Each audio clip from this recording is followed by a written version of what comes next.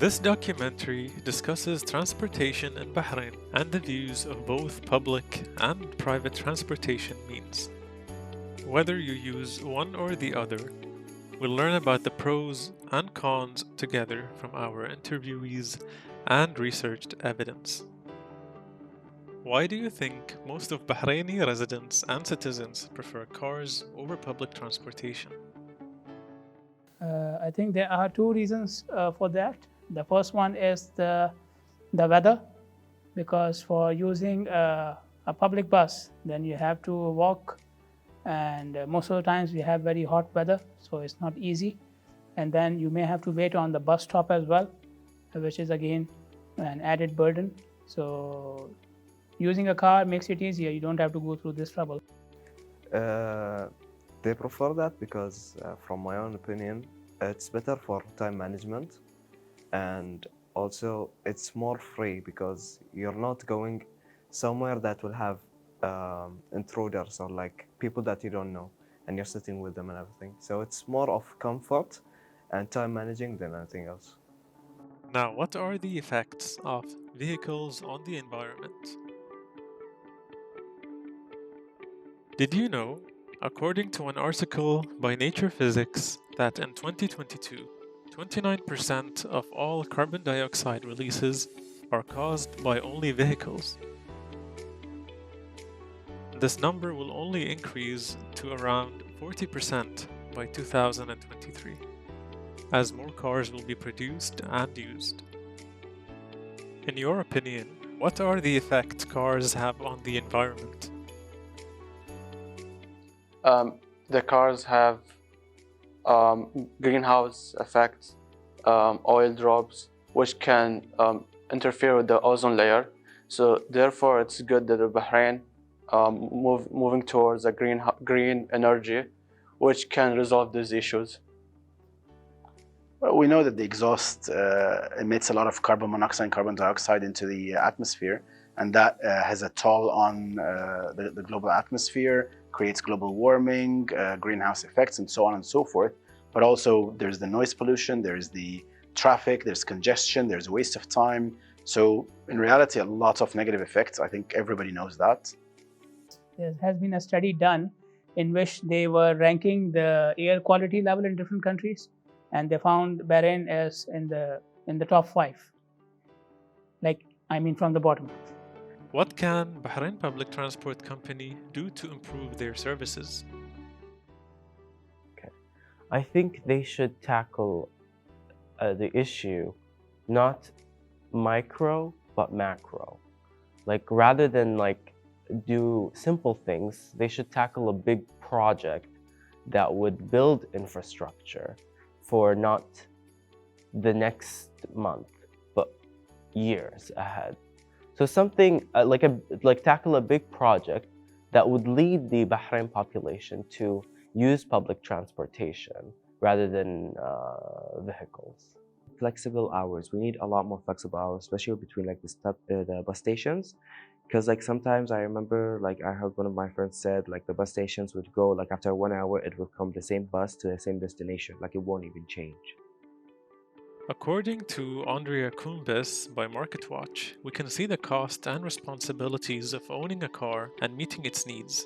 35% goes to fuel costs, while 11% goes for insurance policies, 7% for registration, 39% for depreciation values over time, and 9% for additional costs, services, and other requirements.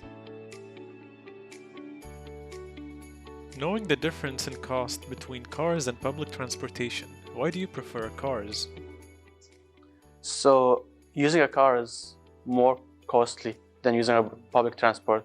But the cost of time, saving time, is much important for businessmen, employees, and even students. So therefore, using cars is much better at saving time of cost rather than the cost you're gonna use or pay for the petrol or whatever. What prevents you from relying on public transportation means? I actually prefer public transportation, but I don't use it. And it goes back to the infrastructure. There's just no infrastructure built for it. And I personally would have rather not bought a car and used public transportation. If I travel to a country where the infrastructure was built to allow people to use public transportation, I would without a doubt be happy and I actually enjoy public transportation. Describe your experience with public transportation in Bahrain. First time when I used public transportation was when I was young in my first year in high school. It opened a new world for me because at that time, no one could like take me every time to a mall with my friends and everything. Everyone was busy.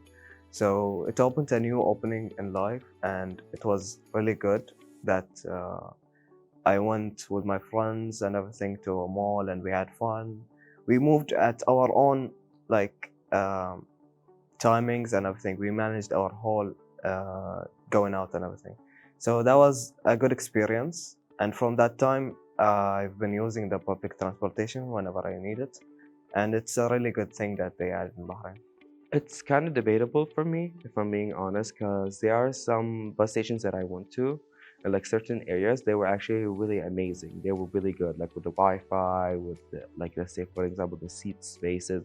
There were like some who are actually a lot more better, and there are some that I went to different areas as well that was like horrible. Maybe the worst experience I've ever had, if I'm being honest, because like the timings were not like actually scheduled, and there were like just random buses coming and goes, and they were like just. I remember specifically when I went to the one in Zallag, like the driver were so rude. They wouldn't even stop for you or tell you like the bus is full. No, they would just like walk past you. I remember like that happened to me, and it was like, okay, this is like really worse. Like at least like you guys should have alert me that it's like no space, nobody, like I can't let you in.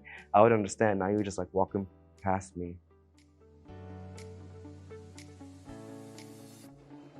Here is a clip from one of our users experiencing public transportation in Bahrain.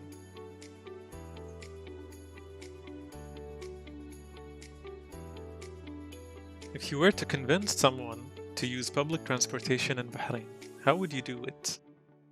The cost of fuel with the traffic jams, it would be less just to take the bus. It's 300 fils against 1 BD, 2 BD, and all effects. What is the main reason causing traffic in Bahrain? Main reason is obviously the number of drivers which are increasing day by day, and the number of cars which are increasing day by day. I think in 1 year they are number of cars added to the network around 50-60,000 every year. If you consider the size of Bahrain, that's a lot. Like 50-60,000 cars, if you put it in one ground, like you will need 20 stories.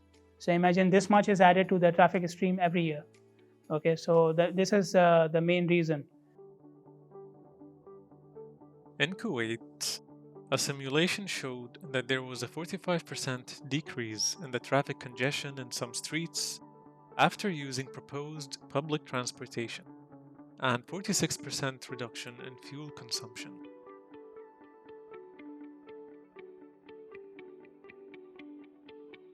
What is the best idea to reduce traffic congestion?